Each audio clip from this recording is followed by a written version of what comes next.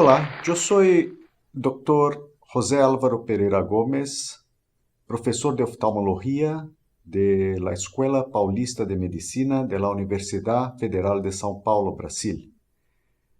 Miembro de la PanCórnea, Sociedad Panamericana de Córnea, y de la TIFOS, Tear Film Ocular Surface Society.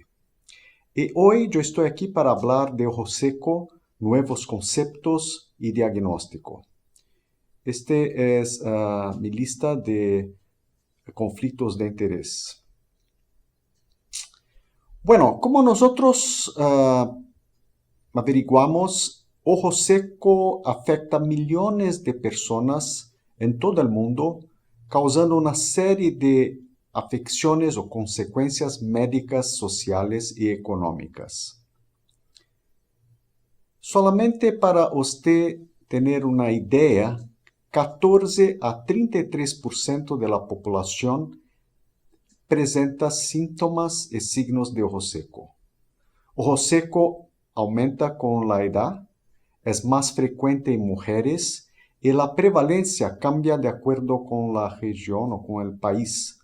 Pero aquí en Brasil, de acuerdo con nuestros estudios de Escuela Paulista, nosotros tenemos cerca de 23 a 24% de signos pacientes con más de 50 años con ojo seco. Hay un trabajo de la Universidad de Campinas que fue publicado recientemente que muestra una prevalencia de ojo seco en Brasil más o menos cerca de 14%. Pero nosotros en São Paulo, que es una ciudad grande, una megalópoli, tenemos un poquito más de ojo seco que en otras regiones de Brasil. Es por eso que ojo seco, con esa prevalencia tan grande, ha llamado la atención de pesquisadores de la industria farmacéutica y también de organizaciones como la TIFOS, la Tear Film Ocular Surface Society, que es la organización internacional que más conoce, más ha tenido una actitud en relación a los estudios de ojo seco en el mundo. La TIFOS ha publicado el primer consenso mundial sobre ojo seco que fue publicado en 2007 en la revista Ocular Surface.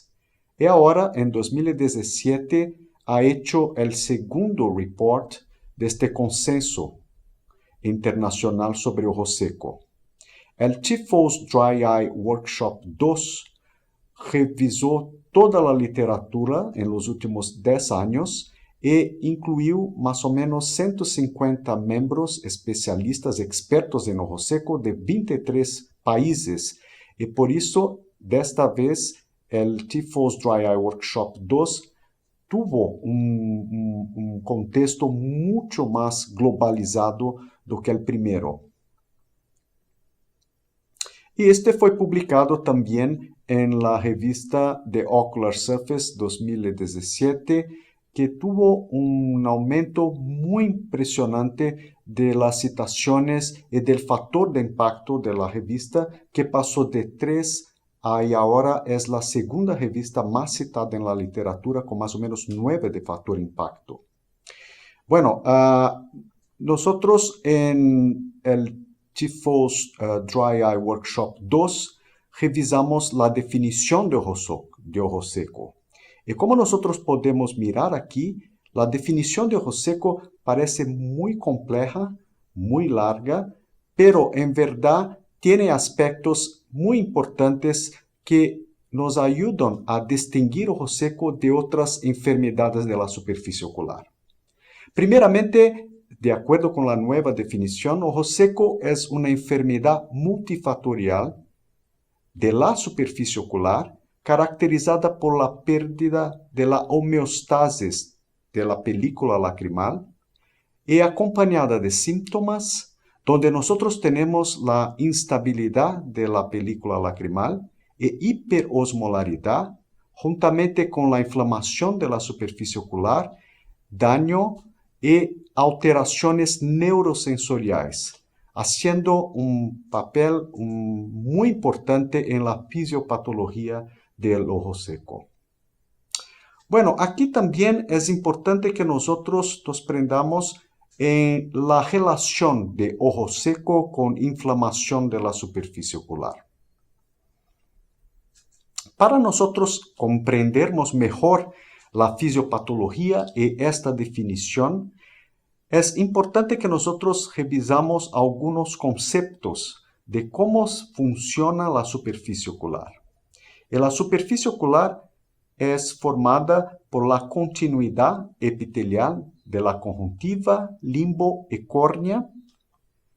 Y para que esta superficie tenga sus propiedades mantenidas, es muy importante que tenga lubricación. Y la lubricación parte principalmente de la glándula lacrimal principal, pero también de las accesorias y de otras estructuras que también tienen un papel importante en la formación de la película lacrimal. Y sigue también un circuito neurosensorial para que haga entonces el estímulo parasimpático de la glándula para producción de la parte acuosa de la lágrima, pero también el estímulo del sistema motor para que haga el pestanejo, que es muy importante para distribuir la película lacrimal sobre la superficie ocular. Y todo esto hace que nosotros entendemos como una unidad funcional lacrimal, o sea, las células de la superficie ocular, la película lacrimal y este loop neurosensorial, haciendo entonces parte de toda esta estructura para mantener las células epiteliales, principalmente de la córnea, transparentes, lo que es extremadamente importante para el mecanismo de la visión.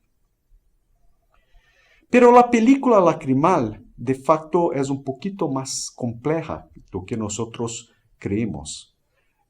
Tiene una composición que involucra varias sustancias. Nosotros aprendemos durante el ensino de oftalmología que es como un sándwich. Tiene una película externa lipídica, tiene la parte intermediaria acuosa y la capa interna de mucinas, que hace entonces la interacción con las células de la superficie ocular. Pero en realidad es un poquito más compleja que este sándwich. Nosotros tenemos la parte lipídica externa formada principalmente por la secreción lipídica de las glándulas de meibomios, las glándulas de los párpados. Y esta película es extremadamente importante porque controla la evaporación de la lágrima, hace como si fuera una película impermeabilizante de la lágrima, de la parte acuosa de la lágrima, dificultando la evaporación de la parte acuosa.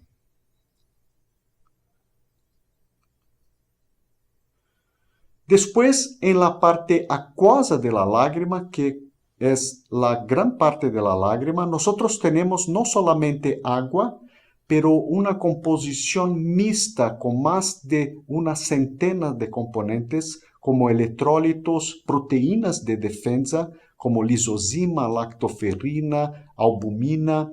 Nosotros tenemos inmunoglobulinas, principalmente inmunoglobulina A, defensinas, o sea, una compleja estructura de sustancias que no solamente nutren las células de la superficie ocular, pero también hacen un papel de defensa contra infecciones.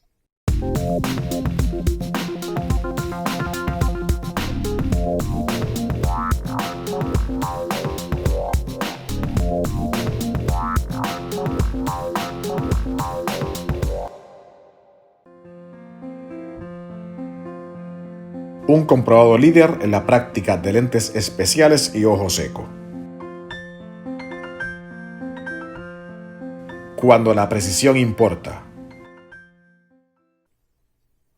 Y la parte más interna, la capa interna, es producida principalmente por células de la conjuntiva, la capa de mucina, y es una capa que hace la interacción de la lágrima, de la parte acuosa de la lágrima con las células de la superficie ocular. Y aquí tenemos más de una decena de tipos de mucina, mucinas transepiteliais, y mucinas también que son secretadas y misturan o combinan con la parte acuosa de la lágrima en la capa acuosa, en la fase acuosa lacrimal. Bueno, cuando nosotros tenemos una situación de inflamación de la glándula lacrimal o de las glándulas que hacen la película lacrimal, o entonces cuando tenemos factores exógenos, factores ambientales, medicamentosos, hay medicamentos que disminuyen la producción de la parte acuosa de la lágrima, el uso de lentes de contacto y cirugía, o entonces cuando tenemos enfermedades que acometen o que afectan las glándulas meibomianas, las glándulas productoras de lípidos, nosotros entonces desestabilizamos la película lacrimal y tenemos lo que nosotros conocemos como ojo seco. Y ojo seco también causa síntomas por parte de los pacientes. Este hace parte de la definición nueva de ojo seco. Ojo seco continúa siendo dividido en dos tipos, dos grandes grupos. El ojo seco por deficiencia acuosa, como por ejemplo la síndrome de Sjögren, y el ojo seco evaporativo, que el ejemplo más importante es ojo seco causado por las enfermedades de las glándulas de meibomios. Sea el ojo seco por deficiencia acuosa o el ojo seco evaporativo, en los dos tipos nosotros tenemos un aumento de la concentración lacrimal de los electrolitos, un aumento de la osmolaridad.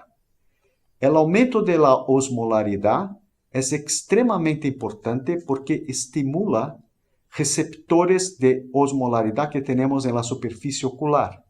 Esto puede no solamente causar dolor, pero también inducir síntomas y es uno de los gatillos, una de las cosas importantes para el fenómeno inflamatorio causado por ojo seco.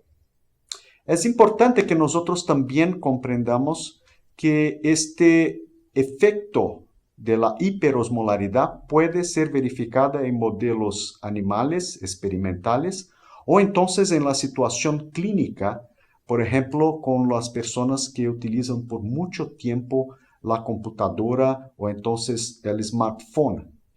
Nosotros sabemos que la persona que sigue mirando en la computadora, en un video, pestañea mucho menos, o que hace que haga una evaporación aumentada de la parte acuosa de la lágrima y entonces induciendo hiperosmolaridad. Todo esto causa un estrés en las células de la superficie ocular, un estrés epitelial. Este estrés epitelial hace con que haga un problema en las células superficiales de la superficie ocular. Y con esto la interacción con la parte acuosa por intermedio de la mucina o del glicocálix se queda dañada. Y usted puede entonces tener un aumento, un incremento de la evaporación de la lágrima. No solamente esto, pero la hiperosmolaridad causa una inducción de la vía de las quinasas, que es una vía inflamatoria que fue descrita hace poco menos de 10 años, pero que es muy importante en la fisiopatología y en la creación de la inflamación por el ojo seco. Nosotros también sabemos que con este fenómeno inflamatorio hay liberación de proteínas proteolíticas como las metaloproteinasas que pueden ser un marcador importante de qué pasa en la inflamación causada por el ojo seco. También con este efecto de estrés epitelial, nosotros tenemos expresión o exposición de antígenos de la superficie ocular, que entonces son capturados por células presentadoras de antígenos. Estas células presentadoras de antígeno llevan los antígenos hasta los linfocitos T en los linfonodos regionales entonces con esto hay proliferación de linfocitos T, helper, y un estímulo de los linfocitos TH1 y TH17 que migran de una manera regresa a la superficie ocular, potencializando el fenómeno inflamatorio que empezó con el aumento de la osmolaridad. Y con esto usted crea un ciclo vicioso, donde nosotros tenemos la evaporación, hiperosmolaridad, la apoptosis, el daño de las células de la superficie ocular, más instabilidad del lacrimal, más hiperosmolaridad, inducción de la vía inflamatoria, y todo esto causa más instabilidad del lacrimal, y con esto más evaporación, más hiperosmolaridad, y esto crea entonces lo que nosotros conocemos como ese ciclo vicioso, que es muy difícil de ser quebrado para que nosotros tengamos suceso en un tratamiento de un paciente con ojo seco y con inflamación de la superficie ocular. Estos son conceptos extremadamente importantes que van a ayudar a comprender cómo se hace el diagnóstico, pero también cómo se hace el tratamiento correcto de esta síndrome de ojo seco.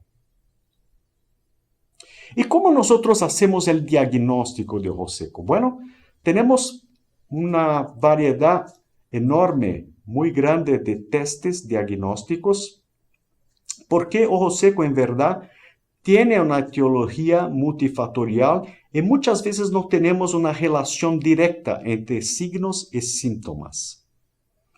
Pero, de acuerdo con el Dry Eye Workshop, el DIUS 2, nosotros podemos hacer el diagnóstico de ojo seco basado en, primeramente, una anamnesis muy bien hecha. Entonces, sacar la historia del paciente preguntando algunas cuestiones, algunas preguntas muy importantes sobre el tipo de vida, cuando el paciente siente más los síntomas, y todo esto remete y nos ayuda a llegar a un diagnóstico de ojo seco.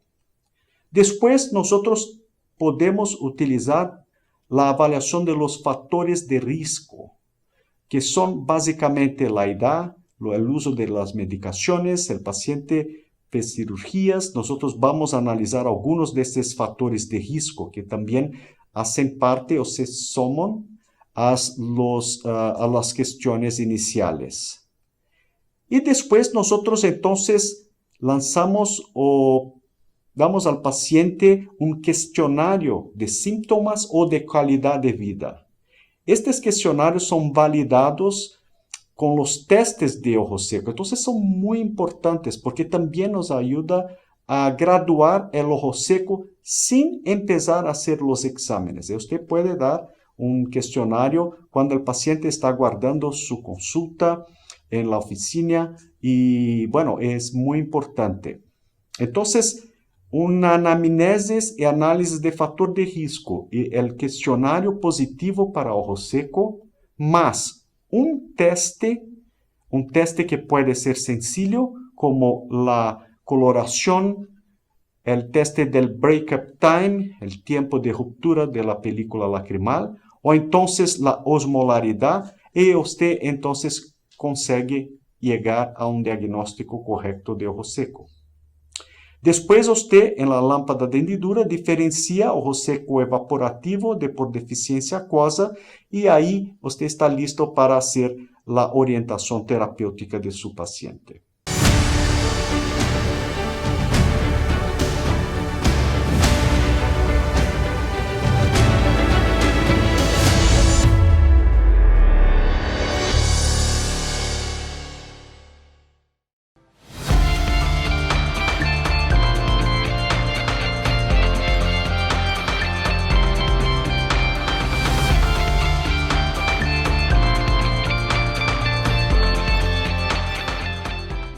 Bueno, vamos pasito por pasito a analizar algunos de los aspectos del diagnóstico de ojo seco. Primeramente, los factores de riesgo. Nosotros tenemos factores de riesgo consistentes, probables o inconclusivos. Los más importantes son los consistentes. Edad es un factor de riesgo muy importante. ¿Por qué? Porque la persona cuando va quedando más vieja, más grande, va produciendo menos lágrima. El segundo factor de riesgo importante, el sexo femenino. Las mujeres después de la menopausa producen menos lágrima. Raciales como los de raza asiática, japoneses, chinos, también constituyen un factor de riesgo. Nosotros sabemos que en China, por ejemplo, o en Japón, hay sitios donde nosotros tenemos una prevalencia hasta 50% de la población con ojo seco. Pacientes con disfunción de las glándulas de meibomios, con enfermedades del tejido conectivo, como artritis reumatoides, lupus o síndrome de Sjögren. Entonces son factores muy importantes que cuando usted tiene estos factores combinados con una propedéutica correcta y con algunos exámenes, usted consigue definir el diagnóstico de ojo seco. Otros factores importantes también, pacientes con deficiencia androgénica, uso de computador, uso de lente de contacto, reemplazamiento hormonal, factores así conectados al medio ambiente y uso de medicaciones, principalmente los antihistamínicos, antihipertensivos, ansiolíticos y la isotretinoína.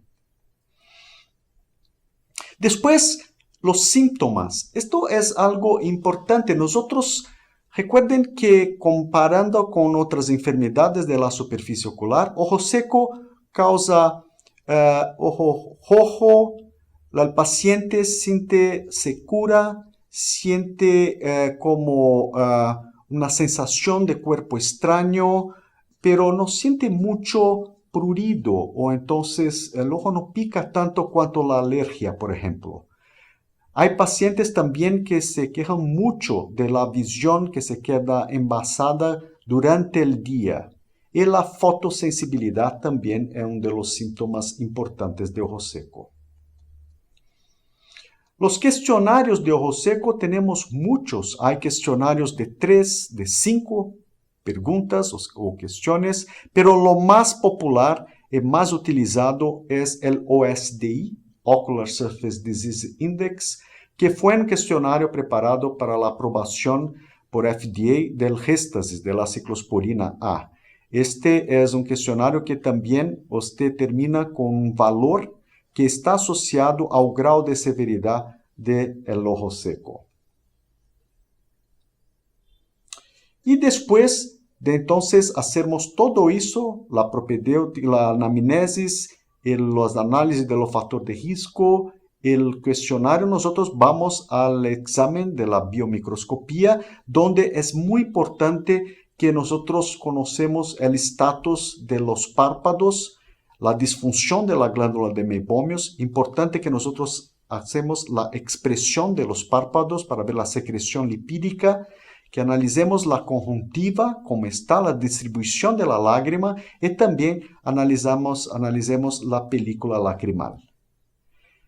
Ahí empezamos los testes diagnósticos. Y aquí nosotros tenemos el test de Schirmer, que mide la producción de la lágrima, las coloraciones, y la más utilizada es la coloración con fluoresceína, pero nosotros podemos utilizar otras tinciones, como por ejemplo la lisamina verde o la rosa bengala.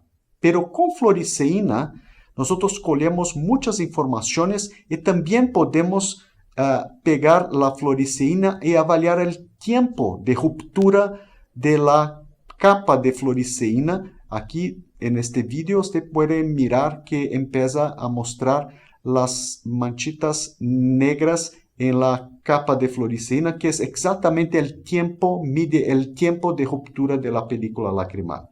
En menos de 10 segundos nosotros sabemos que esta película lacrimal está quebrando precozmente. Esta tinción de fluoresceína y la avaliación del tiempo de ruptura de la película lacrimal es tan importante que en el consenso asiático de ojo seco fue utilizada no solamente do punto de vista diagnóstico, pero también de clasificación de ojo seco. Y dependiendo del tipo, cómo se quebra la película lacrimal, usted puede clasificar el ojo seco y se guiar con esta información para el tratamiento. Nosotros tenemos hoy en día también los recursos tecnológicos de imagen, ¿no? De imagen, como por ejemplo con los aparelhos como el Keratograph, pero hay otros aparelhos, pero aparelhos que tienen un sistema de iluminación en una cámara de alta resolución donde usted consigue capturar imágenes muy detalladas de la película lacrimal sobre la superficie ocular y de la superficie ocular. Nosotros entonces con esto conseguimos medir de una manera muy objetiva la espesor de la película lacrimal. Nosotros conseguimos hacer el test del break-up time de una manera no invasiva, aquí como ustedes pueden mirar en la pantalla, mirando exactamente también caracterizando dónde quebra la película lacrimal. Nosotros podemos avaliar la capa lipídica y también con la iluminación infrarroja analizar las glándulas de meibomios, la meibomiografía que puede ser muy útil en algunos tipos de situación donde nosotros estamos pensando en tratar el ojo seco.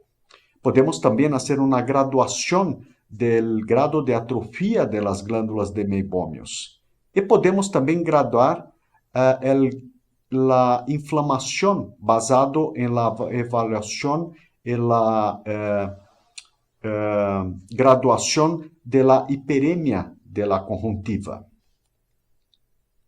Podemos también con estos aparelhos, con estos aparatos, combinar todas las informaciones en gráficos que pueden nos dar una noción mucho más completa de lo que está pasando y de lo que está faltando en la unidad funcional lacrimal. Esto ayuda mucho a los especialistas a hacer un diagnóstico correcto y un tratamiento más adecuado para el paciente con ojo seco.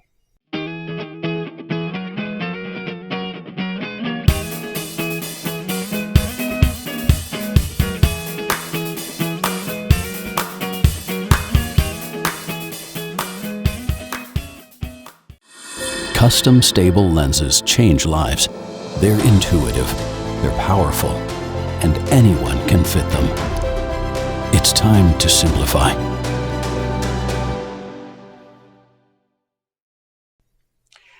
También tenemos los marcadores biológicos. Uno de ellos es exactamente la avaliación de la osmolaridad. Y aquí tenemos como por ejemplo el TearLab, que es un aparelho donde usted colecta microlitros de lágrima en cuestión de segundos. Usted avalía y detecta exactamente la osmolaridad de la lágrima. Y nosotros miramos y vimos en la definición de ojo seco que el aumento de la osmolaridad está directamente ligado a definición y también a inflamación de ojo seco. Y sabemos que más do que 300 miliosmoles significa que el paciente está con una hiperosmolaridad, está con ojo seco. O entonces cuando usted tiene una diferencia entre un ojo y el otro más de 8 miliosmoles por litro. Hay ahora disponibles también otros marcadores como el test inmunoenzimático de la metaloproteinase 9. Entonces, hay maneras de nosotros detectarmos si hay aumento de la metaloproteinase 9 o entonces si está normal a través de esos testes inmunoenzimáticos. Y todo esto nos ayuda también a hacer un screening mucho más rápido de nuestros pacientes en nuestra práctica. Recientemente, el Cornell Clinical Committee de la American Association of Cataract and Refractive Surgery, la ASCRS, publicó un algoritmo de diagnóstico preoperatório, de screening preoperatório para cirurgias refrativas y de catarata.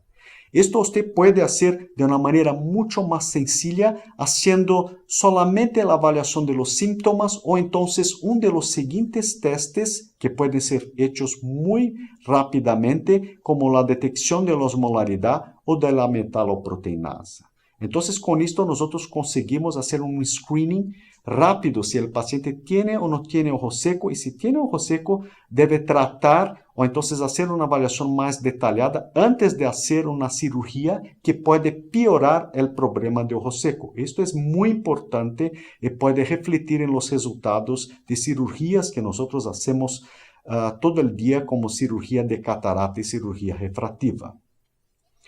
La tendencia actual es la combinación de esto en un único aparelho.